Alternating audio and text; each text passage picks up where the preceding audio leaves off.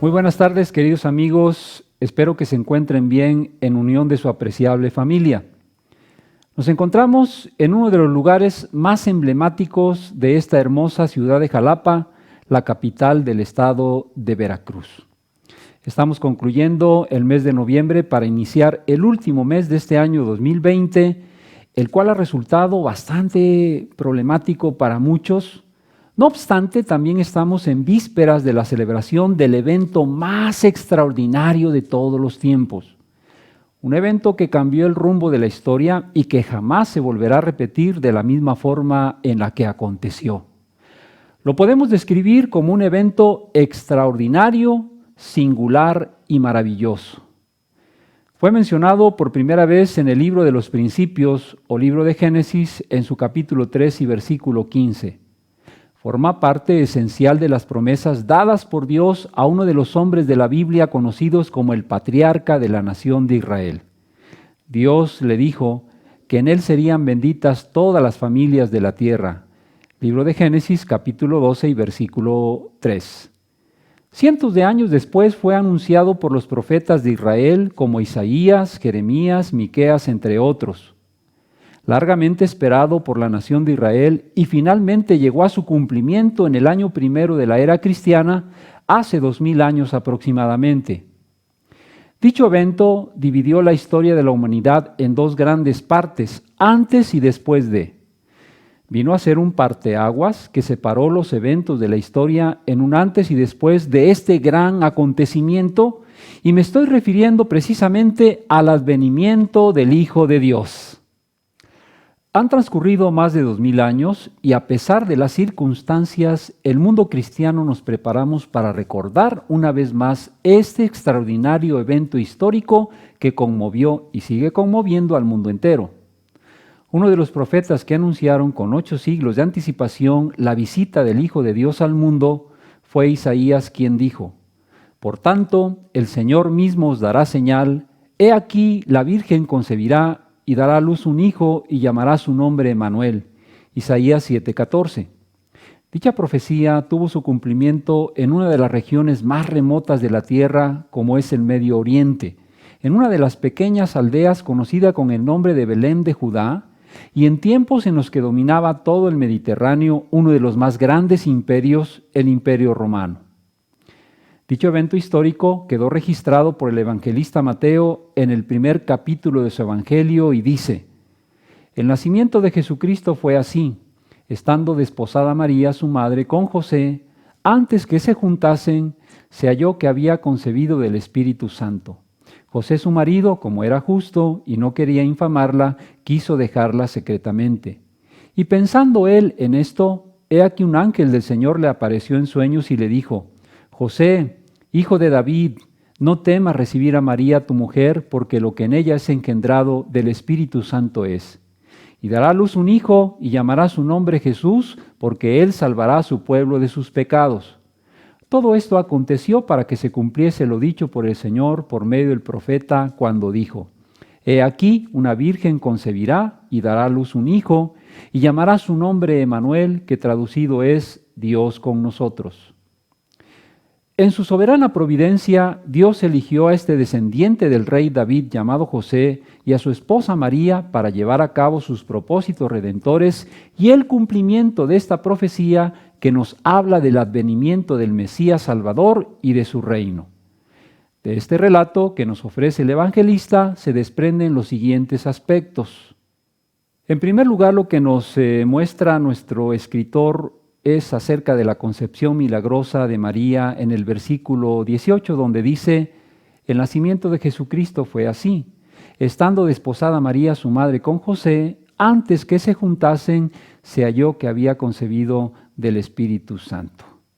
Con esto nos está indicando que la concepción del Hijo de Dios fue una concepción milagrosa, no fue algo biológico, natural, porque el mismo texto nos enseña que María y José no habían tenido relaciones aún cuando se halló que había concebido.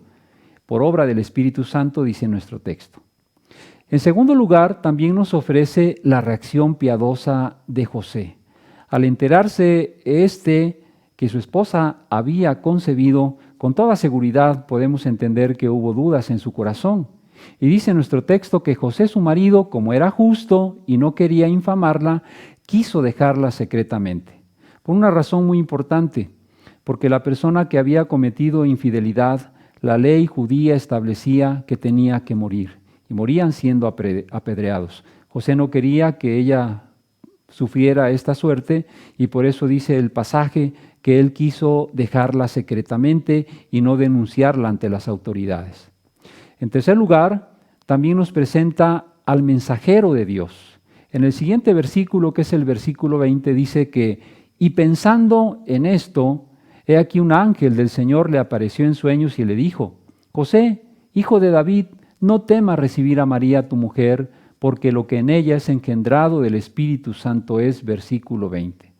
Con toda seguridad que había dudas en la mente, en el corazón de José, de lo que había acontecido, y Dios envió a su mensajero para revelarle lo que estaba ocurriendo. Y le dijo el ángel que no tuviese temor de recibir a María, su mujer, porque ella había concebido por obra del Espíritu Santo, y lo que había en su vientre era el Hijo de Dios, concebido sobrenaturalmente. El ángel entonces disipa las dudas y temores de este piadoso hombre de Dios, revelándole los propósitos del Señor y el privilegio tan grande que les es concedido de llegar a ser los padres terrenales del Salvador de entre todas las familias en Israel. Ellos fueron los elegidos para tan grande propósito. En tercer lugar, también se registra el contenido del mensaje. En el versículo 21 dice, y dará a luz un hijo y llamará su nombre Jesús, porque él salvará a su pueblo de sus pecados.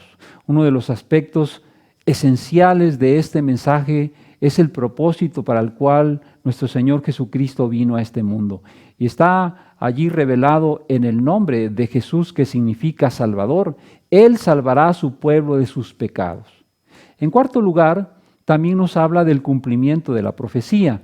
Dice los versículos 22 y 23 que todo esto aconteció para que se cumpliese lo dicho por el Señor por medio del profeta, cuando dijo, he aquí una virgen concebirá y dará a luz un hijo y llamará su nombre Emmanuel, que traducido es Dios con nosotros. Nuestro pasaje en cuestión es bastante revelador en cuanto al advenimiento del Hijo de Dios. Primeramente, queda establecido que este fue un evento histórico que ocurrió en un lugar y tiempo determinado de la historia.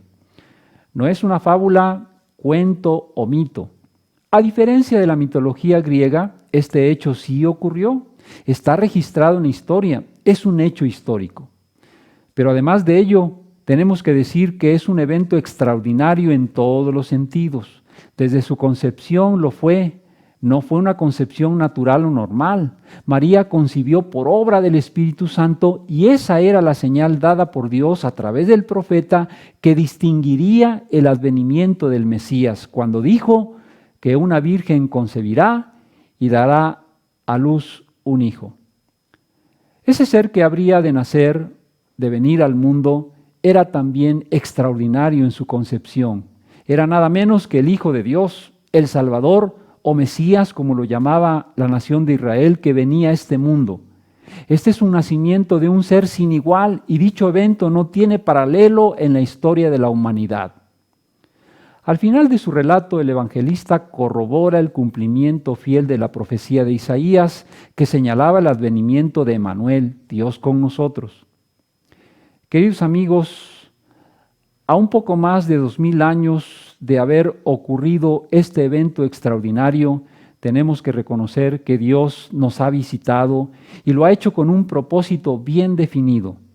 En el nombre de Jesús llamará su nombre Jesús, porque Él salvará a su pueblo de sus pecados. El Señor Jesucristo vino a este mundo a buscar y a salvar lo que se había perdido. ¿Qué es lo que se ha perdido?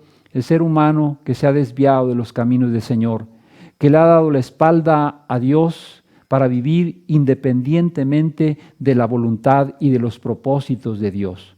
Pero para eso Dios envió a su Hijo Jesucristo a este mundo. Nuestro Señor ha venido con un propósito muy alto y bien definido, a buscar y a salvar lo que se había perdido. De esta manera, Dios manifestó su amor para con la humanidad caída en pecado al enviar a su Hijo para salvarnos. Entreguemos nuestra vida a Él, reconozcámosle como nuestro Salvador. Y en esta época en la que nos preparamos para esta celebración de este evento glorioso, qué mejor que entregarle nuestra vida, nuestro corazón y reconocerle como nuestro Señor y Salvador. Que el Señor les bendiga. Gracias.